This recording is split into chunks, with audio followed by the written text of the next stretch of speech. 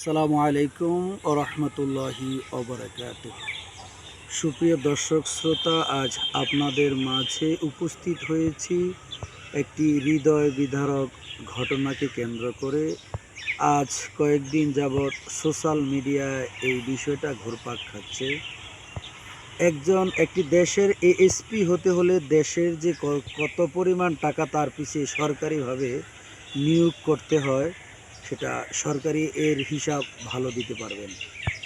এমন একটা তরুণ এএসপিকে মা এবং বউয়ের যন্ত্রণায় তাকে আত্মহননের কাজটা বেছে নিতে হয়েছে। আপনারা যারা যেখান থেকে দেখছেন, আমাকে আপনাদের গাথার্থে এই বিষয়টা যাতে আর ভবিষ্যতে এই ধরনের ঘটনা না ঘটে সে বিষয় নিয়ে দু চারটি কথা বলা। একজন পুরুষের জীবনে কেমন হয়, সংসার নিয়ে তাকে চিন্তা করতে হয়, বাবা মায়ের চিন্তা করতে হয়, বউয়ের চিন্তা করতে হয়, সন্তানের লেখাপড়ার চিন্তা করতে হয়, বাড়ি বানানোর চিন্তা করতে হয়, ফ্যামিলির কে কখন অসুস্থ হয়ে যায় তার জন্য চিকিৎসার চিন্তা করতে হয়, আবার বউ শাশুড়ি কখন ঝগড়া লেগে যায় তাকে সেই চিন্তাও করতে হয়, আর দৈনন্দিন বাজার সদাইয়ের চিন্তা তো করতেই হয় একজন পুরুষকে। এতগুলি চিন্তা মাথায় নেয়ার পরে কর্মস্থল থেকে যখন বাসায় ফিরলে তার স্ত্রীর দিকে তাকালে, সন্তানের দিকে তাকালে, বাবা মার চেহারার দিকে তাকাইলে তার যে সারাদিনের ক্লান্তিটা শেষ হয়ে যাওয়ার কথা। আল্লাহ তাআলা ইসলামে এমন একটি কথাও বলেছেন যে রব্বানা হাবলানা মিন আজওয়াজিনা যুররিয়াতিনা কুররাতা আয়ুনি ওয়াজআলনা লিল মুত্তাকিনা ইমামা।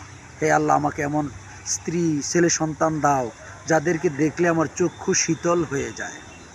তো এই জায়গার মধ্যে এই লোক, হিন্দু ভদ্রলোক, বাসায় ফিরলে মা পাহারা দিত একদিকে, বউ পাহারা দিত একদিকে। কে দরজা খুলবে, মা দরজা খুলবে নাকি বউ দরজা খুলবে, এ নিয়ে প্রতিযোগিতা। মা এক গ্লাস পানি নিয়ে আসবে না স্ত্রী এক গ্লাস পানি নিয়ে আসবে। এখন মানুষ সে একজন, দুইজনের দুই গ্লাস পানি এট এ টাইম সে কীভাবে খাবে অথবা কিভাবে নিবে। বউকে নিয়ে ঘুরতে যাবে, বউর যখন যাওয়ার দরকার তখন যাবে। এখানে মা যাওয়ার দরকার কি? আবার মায়ের কাছে যখন থাকবে তখন আবার বউয়ের এন্ট্রি নেওয়ার দরকার কি? তো এই বিষয়টা মা এবং বউ উভয়জনেই যে এই কাজটা করলো, যার ফলে তাকে আত্মহরণের কাজটা বেছে নিতে হয়েছে। এবার মা কাকে নিয়ে বলবে তার আঁচলের তলে ছেলেকে রাখবে, আর স্ত্রী বা একা তার স্বামীকে ভোগ করবে কিভাবে বলুন? তো এই জায়গা থেকে আমাদেরকে একটু পুরুষদেরকে রেহাই দিন। আপনারা আমাদের শীতলতার কারণ হন, আপনারা আমাদের জন্য একটু স্বস্তির কারণ হন। যেইভাবে আল্লাহর কালামে বলেছে, বউকে দেখলে, সন্তানকে দেখলে তার চক্ষু যেন শীতল হয়ে যায়। অর্থাৎ একটা পুরুষ বাহিরে কাজ করতে করতে হাঁপিয়ে যাবে, যখন ঘরে প্রবেশ করবে তার স্ত্রী সন্তানদেরকে দেখলে তার নয়ন জুড়িয়ে যাবে, গ্লানি তার মুছে যাবে।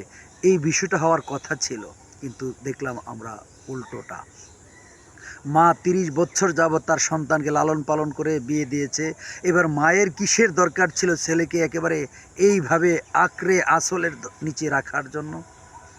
আবার স্ত্রীও তো একটু স্যাক্রিফাইস করতে পারত যে আমার স্বামী শাশুড়ি ভাই কতদিন বাঁচবে, যেইটুক সময় স্ত্রী হিসাবে আমাকে দেওয়ার ততটুকু আমাকে দিলেই হবে। এইটুক ধৈর্য যদি দুইজনের শাশুড়ির জায়গা থেকে শাশুড়ি ধরতে পারতেন আর স্ত্রীর জায়গা থেকে স্ত্রী ধরতে পারতেন, তাহলে আজ পলাশ সাহাকে আত্মহননের কাজটা বেছে নিতে হতো না। তাই আমাদের জন্য, এই জগৎবাসীর জন্য, আমরা যে যেখান থেকে আমাকে দেখছেন, আপনাদের জন্য শিক্ষণীয় বিষয় হচ্ছে একজন এএসপি পলাশ সাহার মৃত্যু দিয়ে আমরা যেন আর দ্বিতীয় কোনো এই ধরনের আত্মহননের কাজ বেছে নিতে না হয়। এই জায়গা থেকে আমরা একটু হুঁশিয়ার হয়ে যাই। এখন আমরা সকলে মিলেও যদি চিৎকার করি, আফসোস করি, আমরা আর পলাশ সাহাকে পাবো না। কিন্তু কথা হচ্ছে পলাশ সাহার মতো যেন আর এই জীবন কাউকে বরণ করতে না হয়। মা এবং সন্তান, স্ত্রীদের কাছে আমার আহ্বান থাকবে, মাকে মায়ের মতো ভালোবাসবে, সন্তানকে সন্তানের মতো ভালোবাসবে, স্ত্রীকে স্ত্রীর মতো ভালোবাসবে।